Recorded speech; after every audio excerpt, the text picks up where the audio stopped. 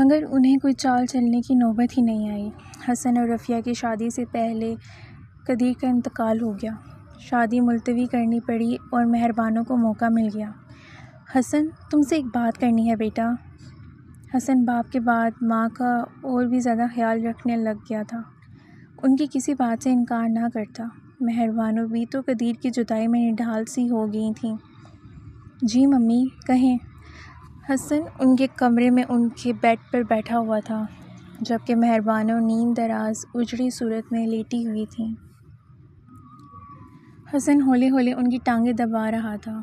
جب سے اس لڑکی کا اس گھر میں نام لیا جانے لگا ہے، ہماری تو سمجھو کم بختی ہی آ گئی۔ پہلے تمہارے ڈیڈی مجھ سے لڑتے رہے، حالانکہ ہماری کبھی شادی کے بعد لڑائیاں نہیں ہوئیں جیسے اور میاں بیوی کی ہوتی ہیں، مگر نہ جانے وہ منحوس ایسی ہماری زندگیوں میں آئی کہ ہمارے گھر میں فساد سا پیدا ہو گیا، اور اب شادی کی ڈیٹ قریب تھی تو میرا شوہر کھا گئی۔ حسن، مجھے یہ لڑکی بہت منحوس لگتی ہے۔ وہ خوفزدہ مگر کسی قدر متنفر لہجے میں بولی۔ حسن لب بھینچ کر رہ گیا۔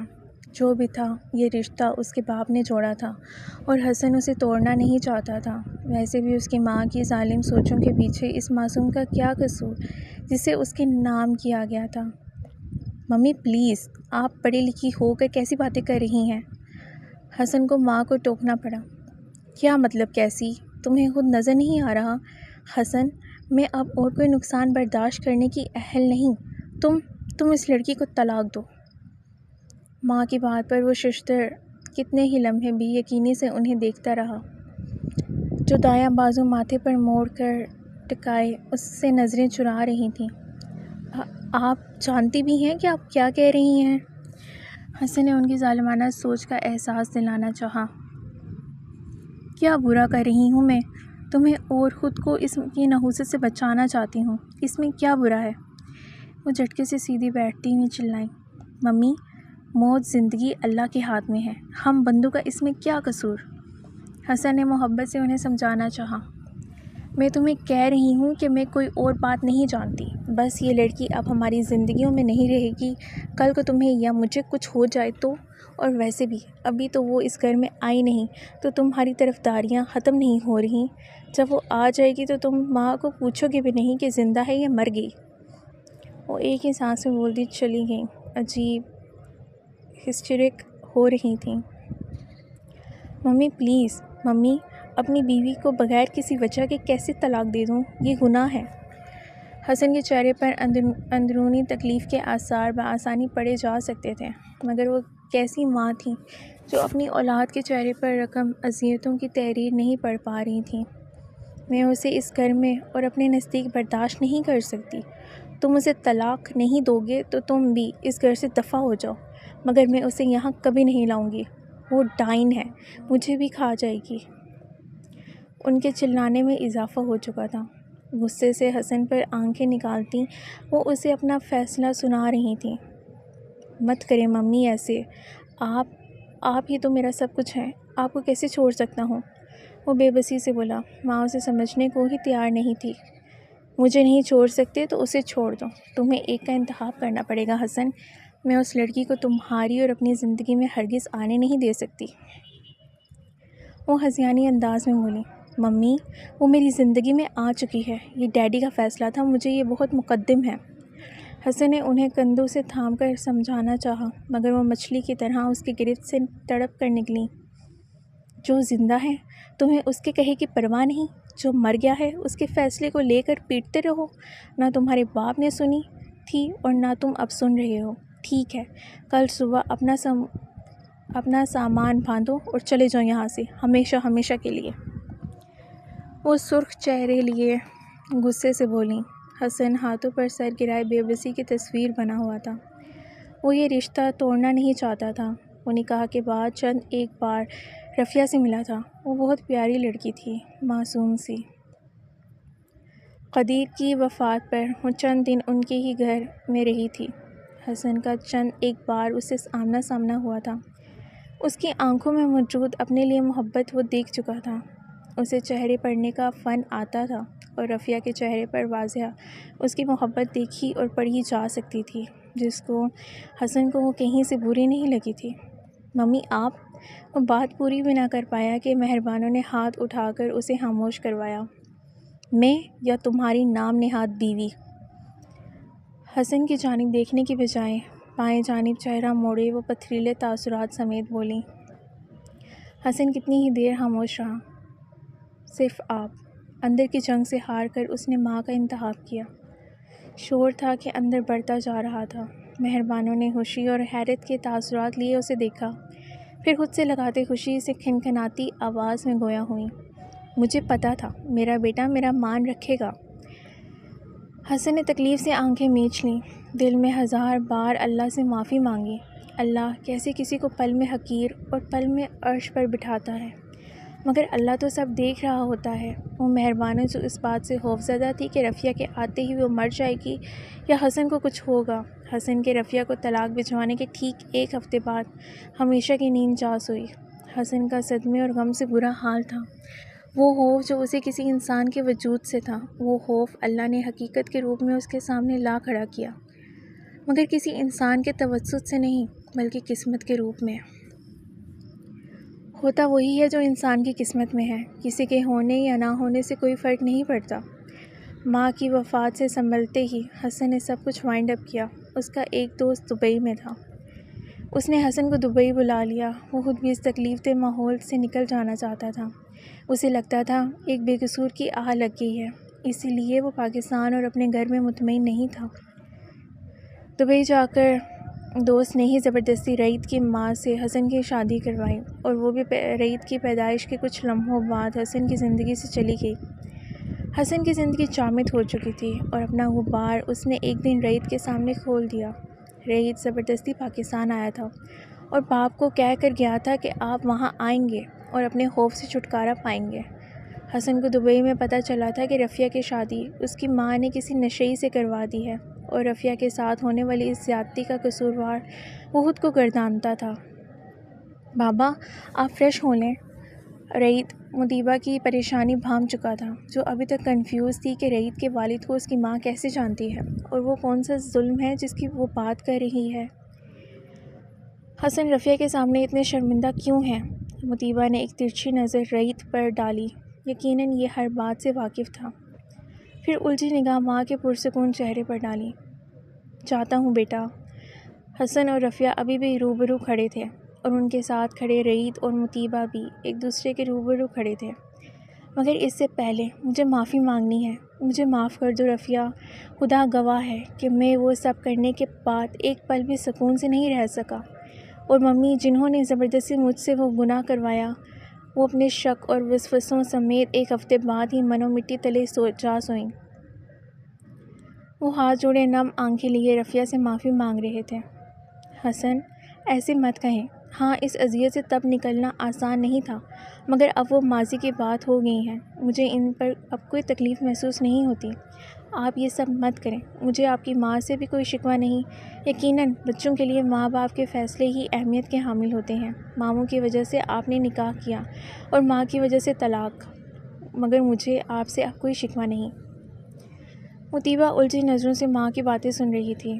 رعیت اس کے تاثرات بہت غور سے دیکھ رہا تھا۔ یکدم نہ جانے اسے کیا ہوا، مطیبہ کا ہاتھ تھام کر بیرونی حصے کی جانب چل پڑا۔ حسن اور رفیہ نے اس کا نکلنا محسوس نہیں کیا۔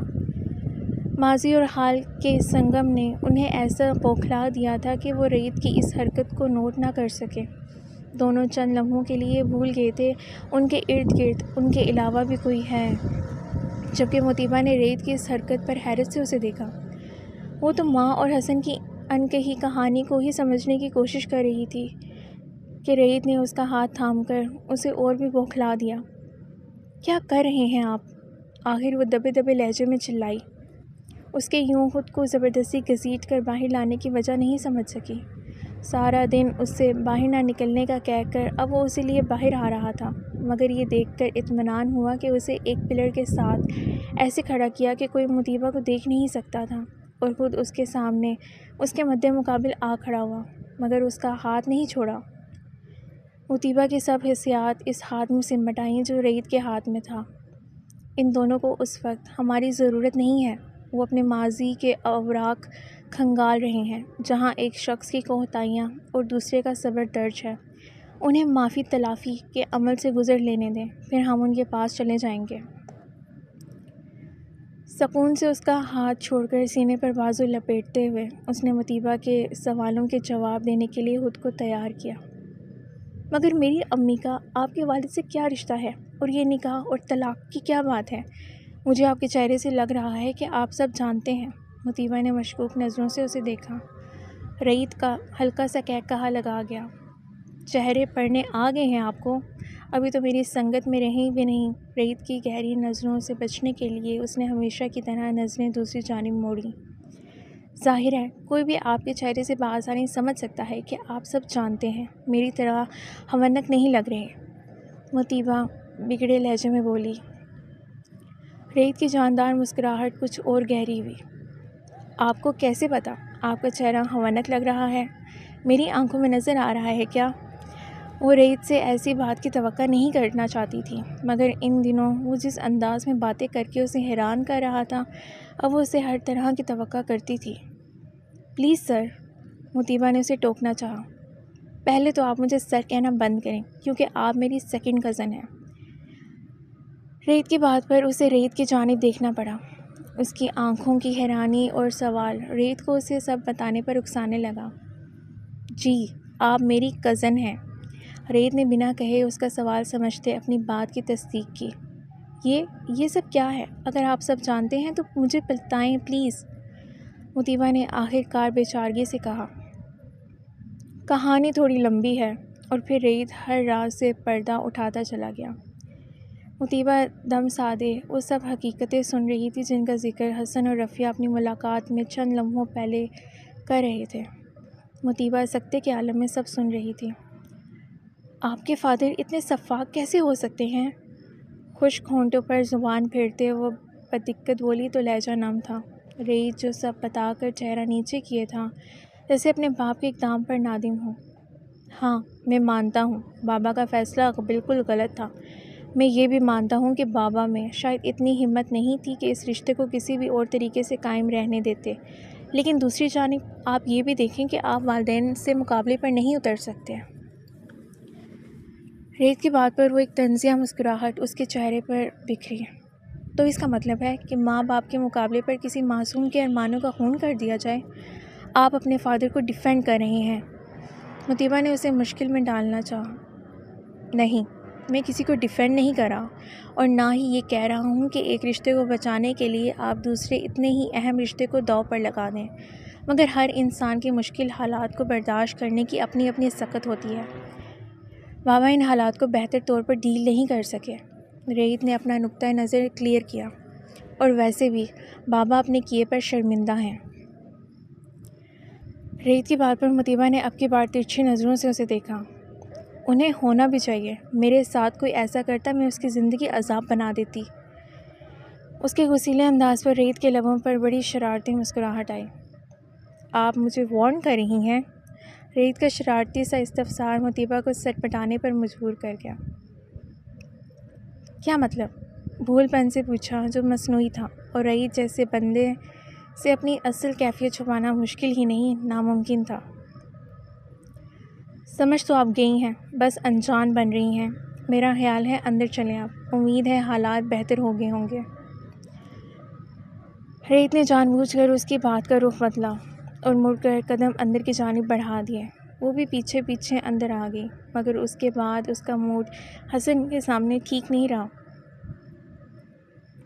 خاموشی سے رات کا کھانا کھا کر وہ سب سے پہلے اپنے کمرے کی جانب بڑھی۔ رعیت نے خاموش نظروں سے اس کے یہ ناراض انداز دیکھے۔ حسن نے بھی رعیت کی خاموش نظروں کو دیکھا۔ انہیں سمجھ آ گئی تھی کہ رعیت مطیبہ کو سب حقیقت بتا چکا ہے، اسی لیے اس کا رویہ کھچا کھچا تھا۔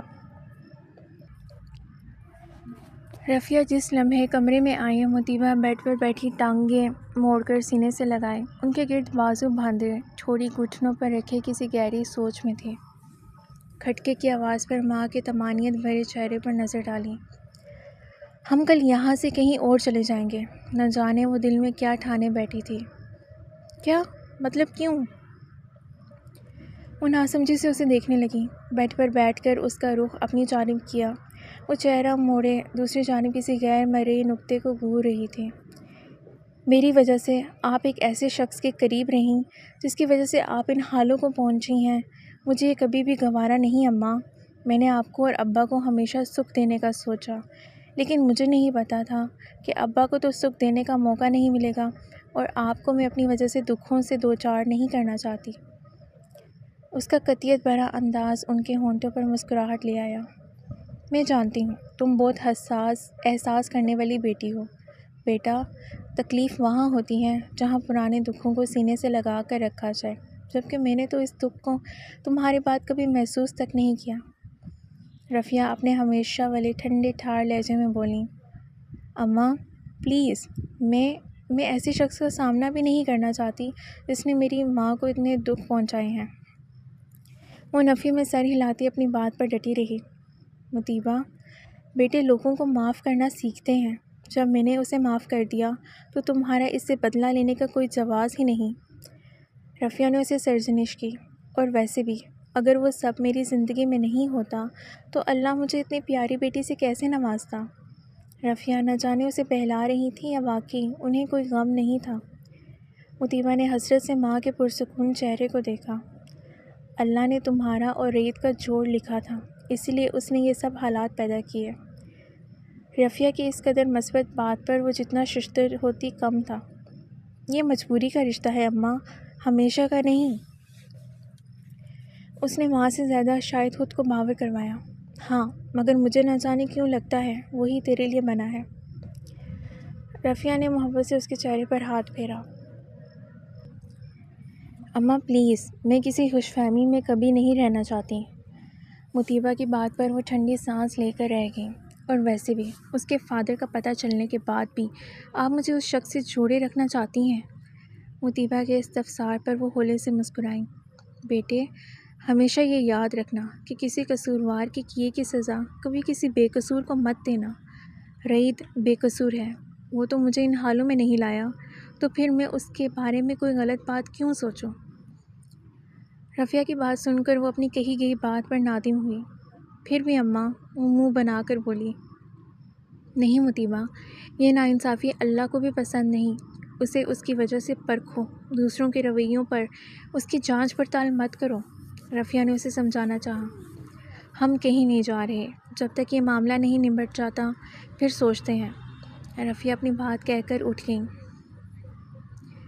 آقا جی، شام میں رعید کے گھر ایک آدمی آیا تھا، کافی سارے سامان کے ساتھ۔ کیف، جو کہ رعید کے گھر کی نگرانی پر مامور تھا، وہ حسن کو دیکھ چکا تھا اور اب اس وقت شہاب کو رپورٹ دے رہا تھا۔ کتنی عمر کا لگ رہا تھا؟ شہاب نے آنکھیں سکیڑ کر سوال کیا۔ زیادہ عمر کا نہیں تھا، کوئی 50 کے لگ بھگ ہوگا، یا خود کو فٹ کر رکھا ہوا ہے کہ اتنی عمر کا نہیں لگتا۔ کیف نے قیاس کیا۔ ٹھیک ہے، اس کی تصویر لے کر مجھے بھیجو، اور کوئی خطرہ تو نہیں تمہیں؟ شہاب نے تشویش کا اظہار کیا۔ خطرہ ہے بھی اور نہیں بھی، کیونکہ اس کے گھر کے باہر کافی سارے پولیس والے آ چکے ہیں گھر کی پہرہ داری کے لیے، مگر ابھی تک کسی نے میری نقل و حرکت نوٹ نہیں کی۔ کیف نے باقی کی صورتحال بھی بتائی۔ اس کا مطلب ہے وہ بڑھیا اور چھوری یہی ہیں۔ شہاب کی کمینی سی ہنسی کیف کو خون سے سنائی دی۔ جی، مجھے بھی اب یقین ہو گیا ہے، کیف نے بالوں میں انگلیاں چلاتے ہوئے کہا۔ ٹھیک ہے، بچیں گے نہیں اب یہ۔ شہاب کی رگیں تن گئیں۔ تم اب اور بھی چکنا رہو، جیسے ہی ہمیں موقع ملے گا نقب لگائیں گے۔ شہاب نے کیف کو مزید ہدایتیں دیں۔ رفیق، فون بند کرتے ہی شہاب نے کچھ سوچ کر آواز لگائی۔ رفیق بھاگا ہوا آیا۔ جی آقا جی۔ سانس تھوڑا سا پھول رہا تھا۔ رفیق کو اس نے فائق کی نگرانی پر مامور کیا ہوا تھا۔ فائق کو چھوڑ دو۔ رفیق اس کی بات پر الجھا۔ رفیق کی اچھا جی کی آواز جب نہ آئی تو شہاب نے گھور کر اس کے چہرے کی جانب دیکھا۔ بکواس سمجھ نہیں آئی تجھے؟ وہ دھاڑا۔ جی آقا جی۔ پر اس سے پہلے کہ رفیق کچھ کہتا، شہاب جھٹکے سے اپنی کرسی سے اٹھا۔ بکواس کی ہے کہ میرے استاد مت بنا کرو، کہا ہے چھوڑو تو چھوڑ دو۔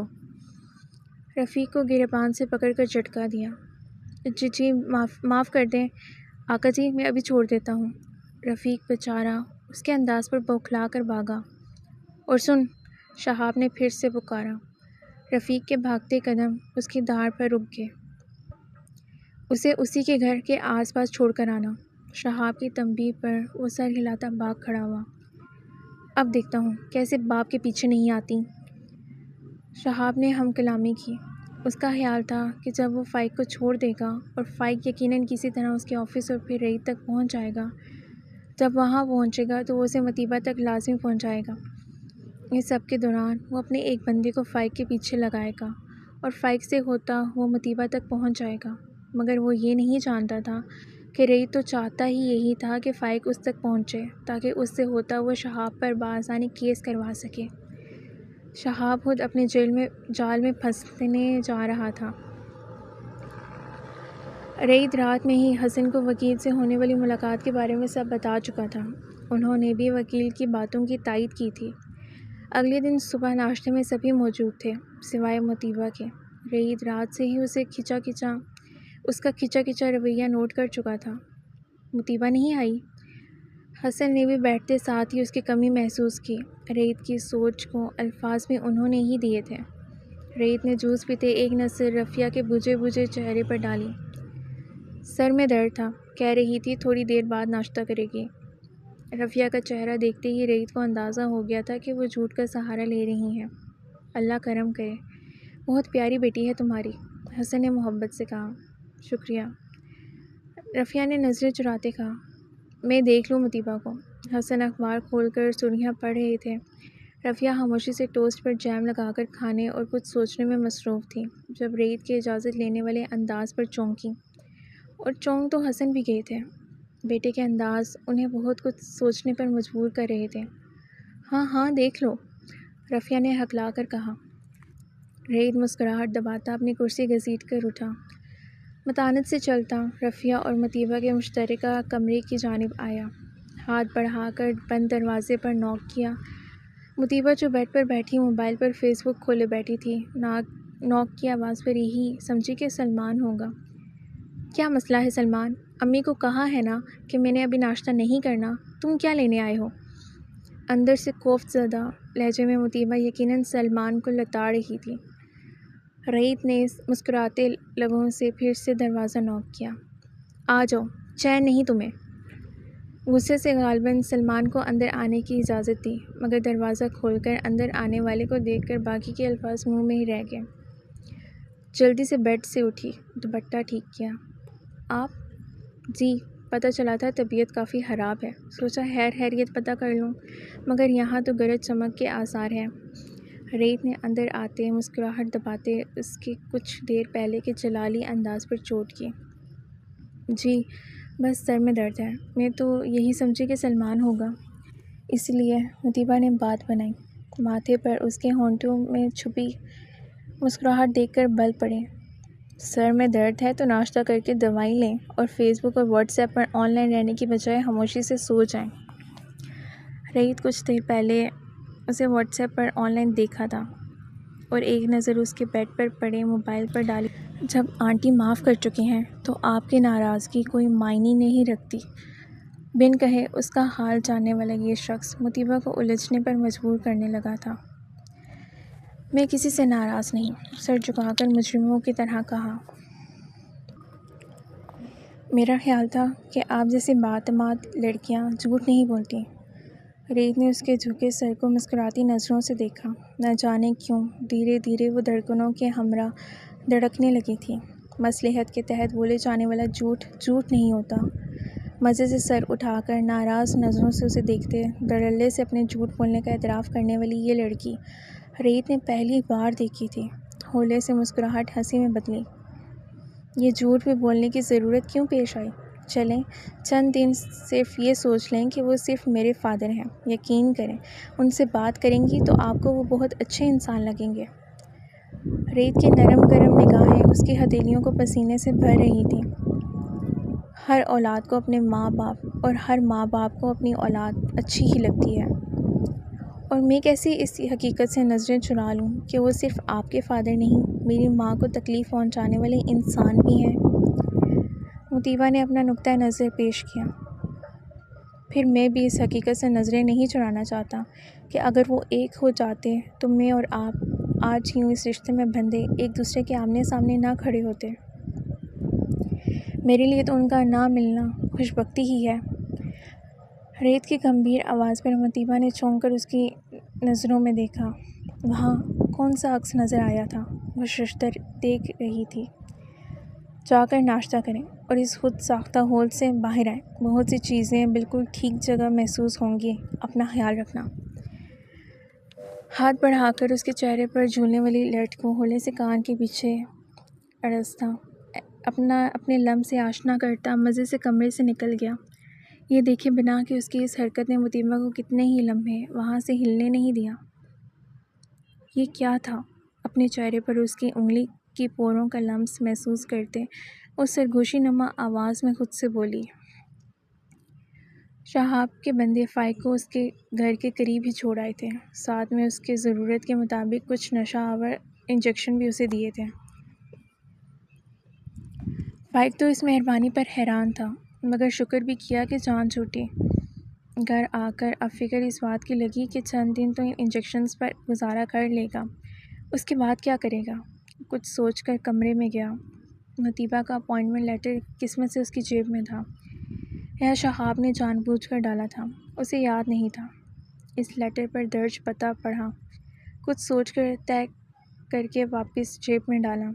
کتنے دنوں سے شہاب نے اسے نشہ استعمال کرنے نہیں دیا تھا، اس کا پورا جسم ٹوٹ رہا تھا۔ جلدی سے ایک سرنج نکالی جس میں نشہ بھرا ہوا تھا، بازو کی آستین اوپر کی اور جلدی سے سرنج بازو میں گھسائی۔ چند ہی لمحوں میں وہ ہوش و حرص سے بیگانہ ہو چکا تھا۔ وہی میٹھا سا احساس اسے اپنے لپیٹ میں لے چکا تھا کہ جس کے بعد اسے ہوش نہ رہتا تھا کہ دنیا میں اس کے علاوہ اس کے ارد گرد بھی کوئی ہے۔ اف، میں اتنی ایکسائٹیڈ ہو رہی ہوں۔ مشال ڈینو شاپرز لے کر مطیبہ کے سامنے بیٹھی پرجوش انداز میں اسے ایک ایک چیز دکھا رہی تھی، جبکہ مطیبہ خاموش نظروں اور بے دلی سے وہ سب دیکھ رہی تھی۔ یہ کیا ہو رہا تھا؟ اس نے تو صرف اپنے بچاؤ کے لیے اس گھر میں پناہ لی تھی، وہ یہ سب نہیں چاہتی تھی۔ وہ یہاں کی مالکن یا ریت کی زندگی میں کوئی مقام حاصل کرنے کی خواہاں نہیں، اس کے احسانوں کا اس قدر بوجھ وہ اٹھانے کی متحمل نہیں تھی۔ جیسے ہی صبح مجھے ریت بھائی کی کال آئی کہ میری ریسیپشن کی تیاری آج ہی اور تمہیں ہی کرنی ہے، سمجھو میرے تو ہاتھ پاؤں پھول گئے۔ اکیڈمی منزہ کے حوالے کر کے میں تو بھاگم بھاگ بازاروں کی ہاک چھاننے پہنچ گئی۔ اب منہ بند کر کے یہ سب رکھو اور کل پہن لینا۔ مشال ہمیشہ کی طرح اپنی ہی سنائی جا رہی تھی، یہ دیکھے بغیر کہ مطیبہ سب چیزیں دیکھ کر ہی خاموش ہو چکی ہے۔ حسن کے کہنے پر ان کا ریسیپشن کل ہی دیا جا رہا تھا۔ ان کے مطابق اس سب کو اب زیادہ دیر چھپا نہیں رہنا چاہیے تھا کہ کہیں شہاب کو کوئی واردات کرنے کا موقع نہ مل جائے۔ ایک مضبوط بندھن میں دنیا کے سامنے آتے ہی ریت اور مطیبہ کے بارے میں کوئی کیچڑ نہیں اچھال سکے گا۔ مطیبہ کو مجبوری میں یہ سب ماننا پڑ رہا تھا، آخر کو ریت نے اسی کی خاطر اپنی جان تک خطرے میں ڈال رکھی تھی۔ اگر شہاب کو اتنی اوپر تک اپروچ کا اندازہ نہ ہوتا تو وہ کب کا ریت کو زیر کر کے مطیبہ کو وہاں سے اغوا کروا چکا ہوتا، مگر ریت کا اثر و رسوخ اسے باز رکھے ہوئے تھا۔ اور یہ سب وہ کس لیے کر رہا تھا؟ مطیبہ کے لیے۔ تو وہ کیسے اپنے محسن کو برا رویہ دکھاتی؟ اسے یہ سب ماننا تھا، چاہے مجبوری میں ہی صحیح۔ ابھی کچھ دیر میں بیوٹیشن آ کر تمہارا فیشل وغیرہ کر جائے گی اور کل دوپہر میں وہ تمہیں تیار کرنے کے لیے آئے گی، میں بھی تب تک آ چکی ہوں گی۔ مشال نے اسے بتاتے ہوئے تسلی دی۔ یار، یہ سب سروسز لینا ضروری ہے کیا؟ میں ایسے ہی ٹھیک ہوں۔ مطیبہ کو الجھن ہوئی۔ ارے، اپنے اتنے پیارے سے شوہر کے سامنے ایسے ہی سر جھاڑ منہ پھاڑ جاؤ گی کیا؟ کچھ تو بن سنور کر جاؤ نا، آخر کو ریسیپشن ہے تمہارا، اور شادی بندہ زندگی میں ایک بار ہی کرتا ہے، بار بار یہ موقع تھوڑی آتا ہے۔ مشال نے اسے اچھا خاصا جھاڑا۔ وہ روز میری یہی سر جھاڑ منہ پھاڑ شکل دیکھتے ہیں، مطیبہ نے اسے اطلاع دی۔ تو بھائی ابھی تک تمہاری رخصتی نہیں ہوئی تھی نا، کل تو رخصتی بھی ساتھ ہوگی، اس کمرے سے اس کمرے تک۔ مشال کی بات پر وہ چونکی۔ یہ تو کہیں طے نہیں تھا۔ مطیبہ فی الحال خاموش ہی رہی۔ مشال کو اتنی ذاتی بات بتانی بنتی نہیں تھی، اسی لیے اسے کچھ کہنے کی بجائے وہ خاموش رہی۔ مشال کے جانے کے بعد وہ رفیہ کے سر ہوئی۔ یہ میری رخصتی والا کیا معاملہ ہے؟ کمر پر ہاتھ رکھ کر کچن میں سلاد کاٹتی رفیہ سے استفسار کیا۔ سلمان کچن میں نہیں تھا، رعید اور حسن رعید کے آفس ہی گئے ہوئے تھے۔ کیا؟ انہوں نے ناسمجھی سے کہا۔ اماں میری رخصتی کیوں ہو رہی ہے کل؟ مجھے مشال نے کہا ہے، اور ایسے ہی اس نے نہیں کہہ دیا ہوگا، کوئی تو وجہ ہے اس کے پیچھے۔ مطیبہ کو محسوس ہو گیا تھا کہ وہ جان بوجھ کر انجان بن رہی ہیں۔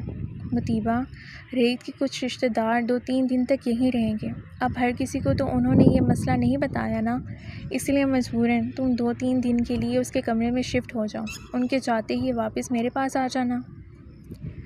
رفیہ کی بات پر اس کی سانسیں سینے میں ہی اٹک گئیں۔ 2-3 دن؟ وہ تو چند پل اس کے سامنے نہیں ٹک پاتی۔ پھر رعید کا بدلتا رویہ، کچھ کہتی کچھ کھوجتی نظریں مطیبہ کا اعتماد ہر وقت گڑبڑا دیتی تھیں۔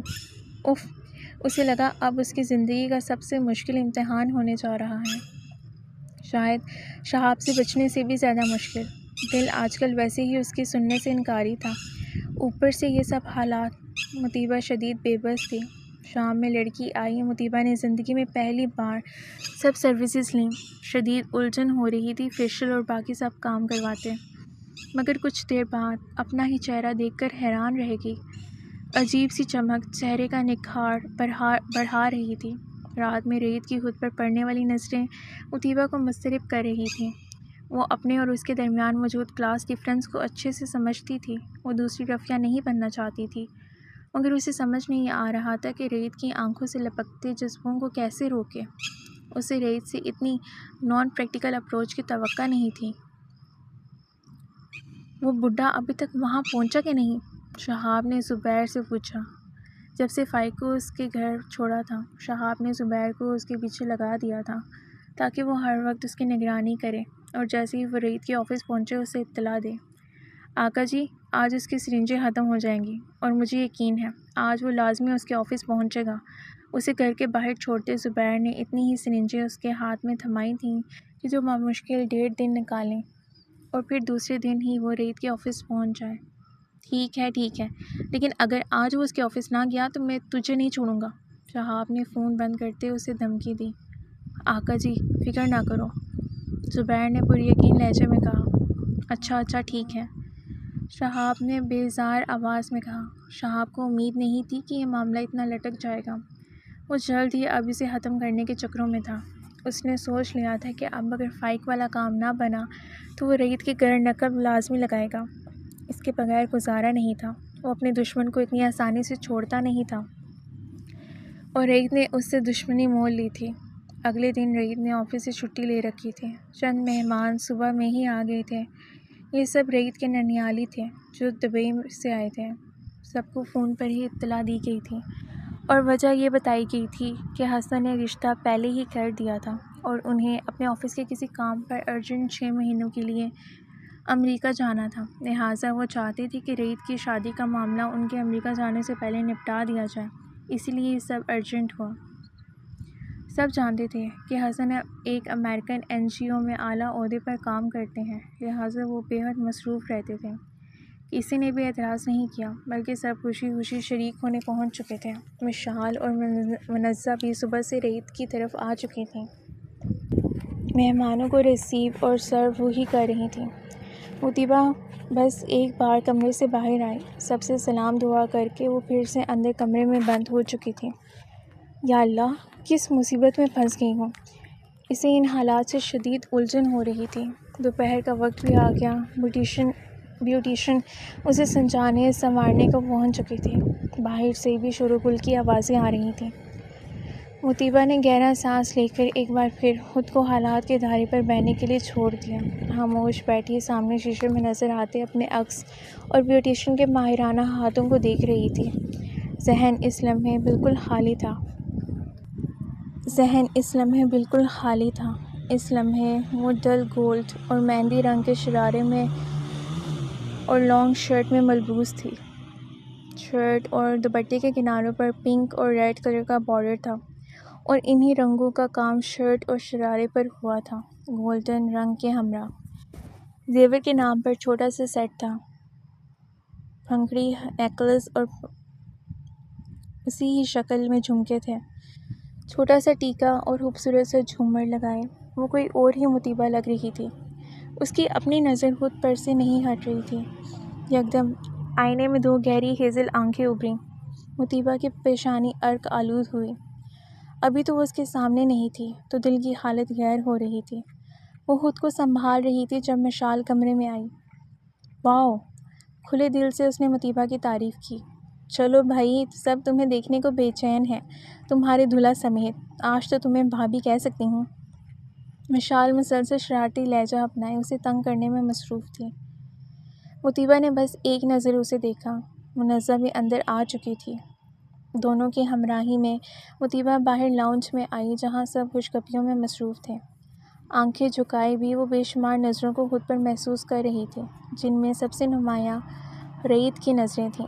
کچن کے دروازے کے قریب کھڑا اپنے کسی کزن سے باتوں میں مصروف تھا جب سامنے والے کمرے کا دروازہ کھلتے مطیبہ کو منزہ اور مشال کے ہمراہ باہر آتے دیکھا۔ ساکت نظریں، درہم برہم سانسیں اس حسن کے پیکر کو دیکھ رہی تھیں۔ وہ اس لمحے کتنی خوبصورت لگ رہی تھی۔ کاش ایک بار رعیت کی نظروں میں دیکھ لیتی تو شاید اس کی محبت کو احسان نہ سمجھتی۔ حسن اور رفیہ نے باری باری آگے بڑھ کر اسے پیار کیا۔ مشال اور منزہ نے اسے لاؤنج میں موجود ایک صوفے پر بٹھا دیا۔ بھائی صاحب، اب آپ تشریف رکھیں گے تاکہ ہم کچھ تصویریں لے سکیں؟ آف وائٹ شلوار قمیص پر بلیک واسکٹ پہنے رعیت کو مشال نے مخاطب کیا۔ ہاتھ میں تھاما جوس کا گلاس کچن کی سلیب پر رکھ کر واسکٹ کو ہاتھوں سے صحیح کرتا مسکراہٹ دبائے مطیبہ کے ساتھ براجمان ہوا۔ مطیبہ سمٹ سی گئی۔ کسی اور نے یہ بات محسوس کی ہو یا نہیں، مگر رعیت کی تیز حسیات سے یہ بات مخفی نہیں رہ سکی۔ اس کے لبوں پر مسکراہٹ رنگ گئی۔ آخر تم نے انوکھے طرز پر شادی کر کے ہم سب کو خاموش ہی کروا دیا۔ طلحہ، جو کہ مشال کا بھائی تھا، رعیت کو طعنہ دیے بغیر نہ رہا۔ ہم جو کہتے ہیں کر کے دکھاتے ہیں، الفاظ سے پھرنے والا بندہ نہیں ہوں۔ رعیت نے صوفے کی پشت سے ٹیک لگا کر اطمینان سے بیٹھتے ہوئے کہا۔ مطیبہ کو لگا یہ بات اس نے خاص مطیبہ کو سنائی ہے۔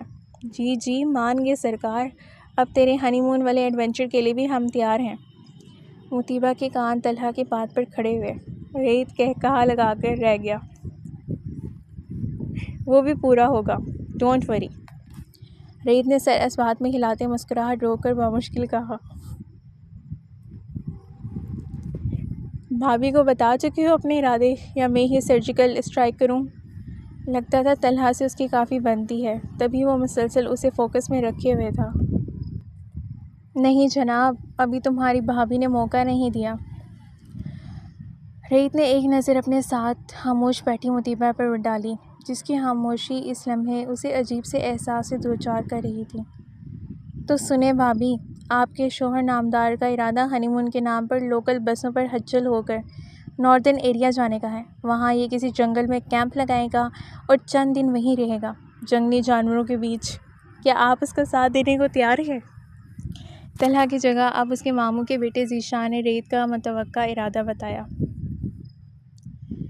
مطیبہ نے نظر اٹھا کر انہیں دیکھا، جو بڑے اشتیاق سے مطیبہ کے تاثرات دیکھنے کو بے چین تھے۔